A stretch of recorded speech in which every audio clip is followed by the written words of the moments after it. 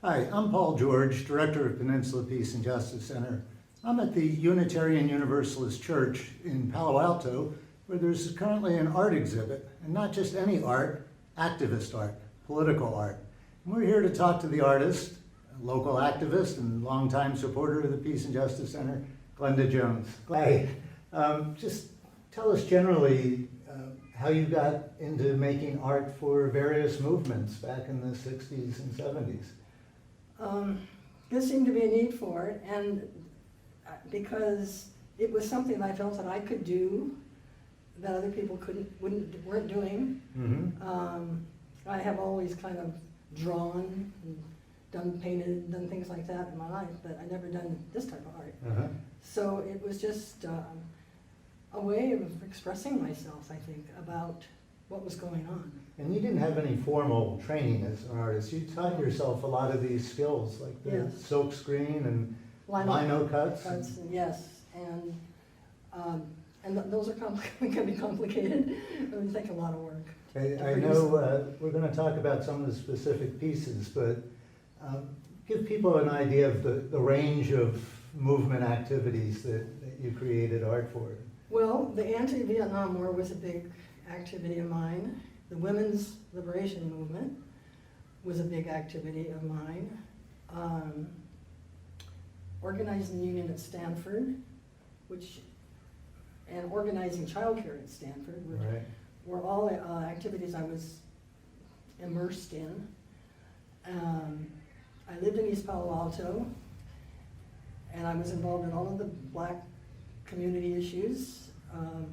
My two stepsons are Black, and we were involved in, all of the community activities that existed then.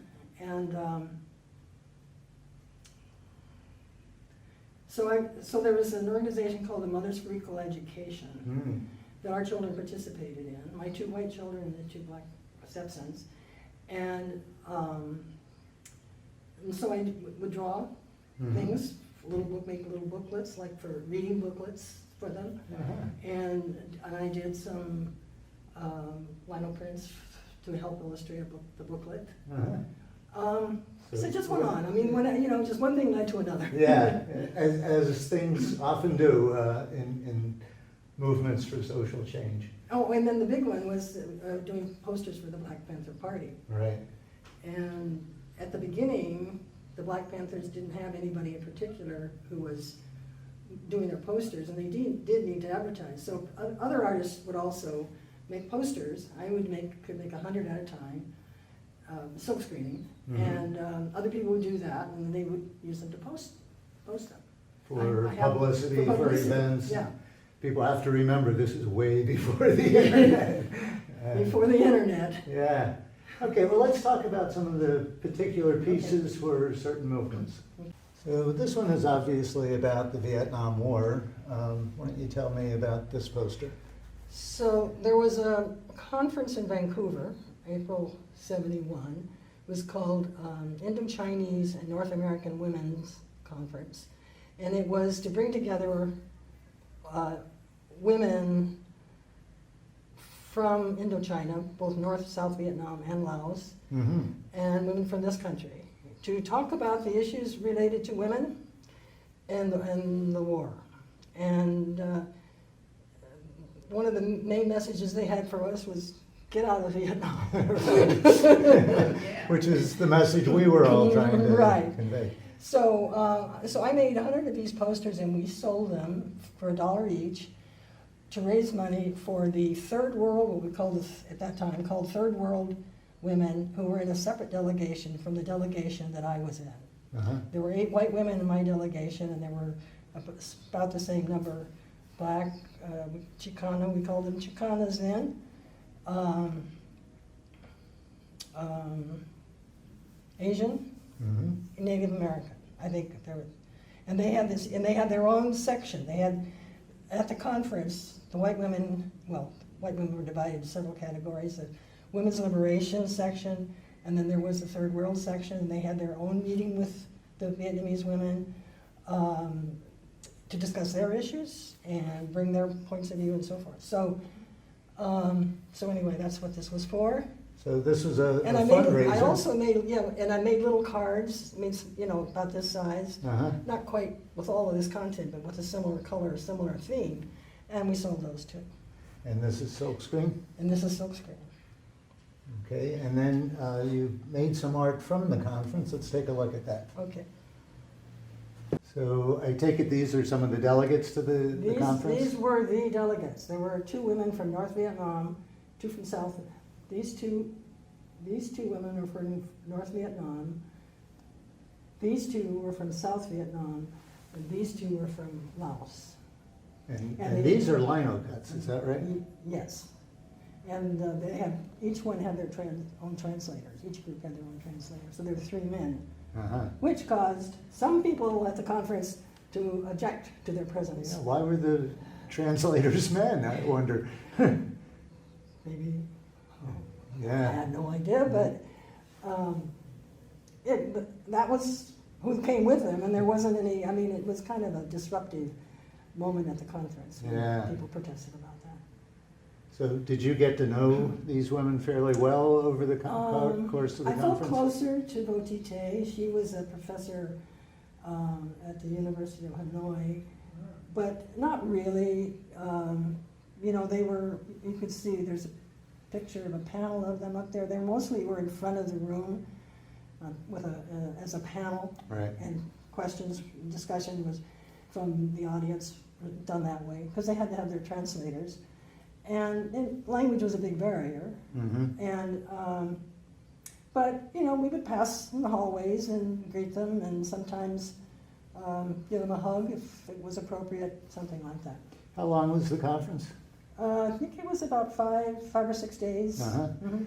And And they went to the East Coast after they left us. They had another conference on the East Coast. uh-huh. This is in Canada, of course. And what do you think the outcome of this conference was? Well, I'm sure that at some level there was more understanding about their issues. When we came back, we organized so I guess we call it a little Report back or something? report back. Yeah. It was a meeting, we advertised that I did a poster for, which is not here today, where we talked about the whole conference and the issues that were raised. And also, they were very involved in their own women's issues in Vietnam and Laos. And so part of what came out of it is that we helped support financially have to look and see what it's called. It's up here. The Hanoi Institute for the Preservation of Mothers and Newborn Children in North Vietnam. And so as years went on, not as years went on, right away when I got home, I did this. Some of these were published in women's publications. And then I made cards. Again, Uh-huh. greeting card size. And I sold them here to raise money. But I also made packets to send to a woman named Lil Green in Canada, and she sold them. And we hoped that each of these individuals got a packet of them also. I don't know if they ever did or not, but that was the purpose. We really hoped they would. And so the money that was raised from selling those cards got sent to the Hanoi Institute for Preservation of Mothers and Newborn Children. Terrific. So your art was fundraising from beginning to end. Yeah. And, as someone who has to do fundraising, I appreciate You appreciate that. that, yeah, right. So these couple of pieces are clearly something about Stanford. This is clearly the Stanford campus, and this is Stanford childcare. Right. Give us the story on this stuff. Well, I was part of the early group people that met to organize a union, and Of Stanford of workers. Stanford workers, yes. Yeah. And You were working at Stanford? I was working at SLAC, and The Stanford Linear Accelerator, the Stanford Linear Accelerator Center, and I was working in the library. And so that organizing, well, it's a complicated story. It's a really long story about what happened. But I was, things like this, I just wanted to do it. Uh-huh. Right, Stanford organizing, and it's important to add you were ultimately victorious, right? I was, or we were. I was president of the union at the time that we got recognition from the NLRB, and that was important. And Yes. then we had we failed our first vote. No union won, Uh-huh. and in getting the bargaining unit, it got narrowed down from all of the workers at Stanford, including clerical workers, a lot of whom were some of our most ardent union organizers, to a maintenance service and something. I mean, technical, I think, technical. Right.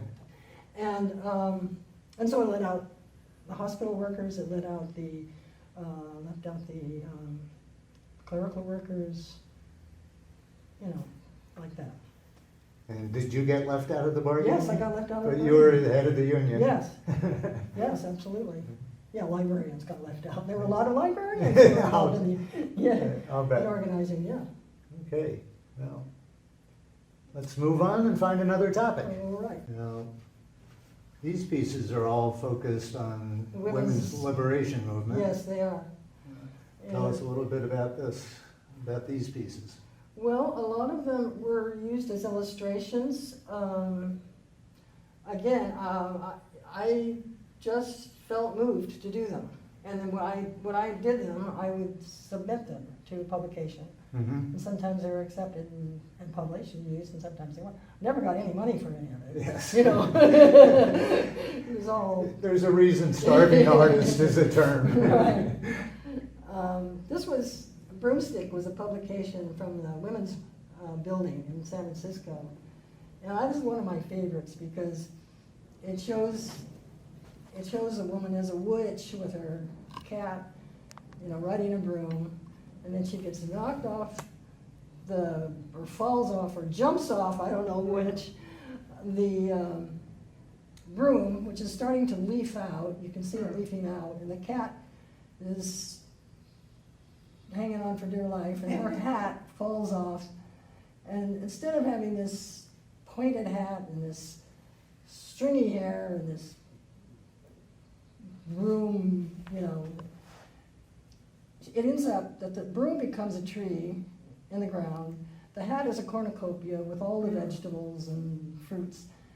Her stringy hairs become nice and flowing, and the cat is a loving cat purring at her feet. I just love it. And I was so happy when they printed it on their front page. So these are obviously some of the work you did for the Black Panther Party. Right. I actually did this black and white one, for them. With a poster that I took and delivered 100 copies to them Uh-huh. to distribute. This one was for a more local event it was in San Mateo, I believe. Yeah, San Mateo. Uh-huh. And so we just distributed that ourselves, but it was for a Black Panther rally. And these were just to turn out crowds for the rally and let people know it was happening again. Right. Because back in the 60s and 70s, that's how we did things. Yeah. Leaflets and We didn't posters. have a computer, we didn't have the internet. That's right.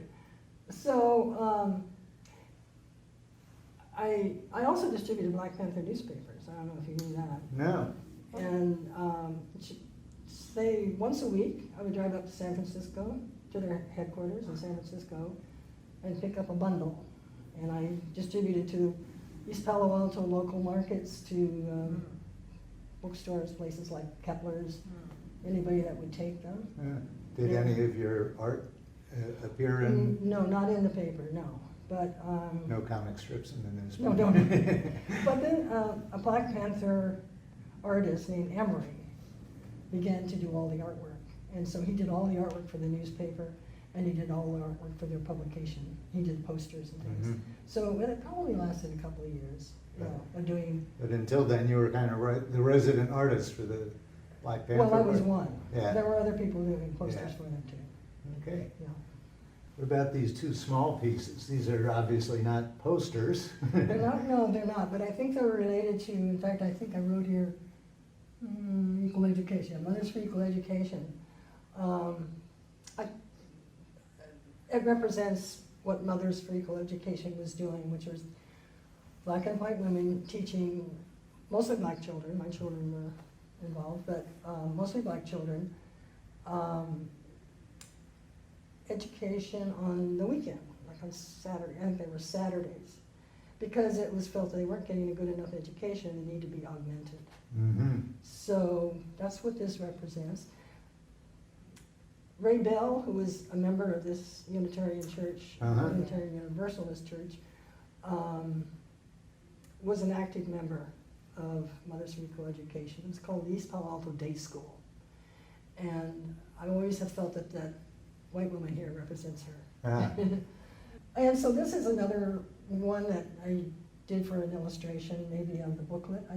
I can't find my copy of the booklet, so I can't You go can't back. verify I can't it. verify, but I'm just grateful after, 50 plus years that you do have.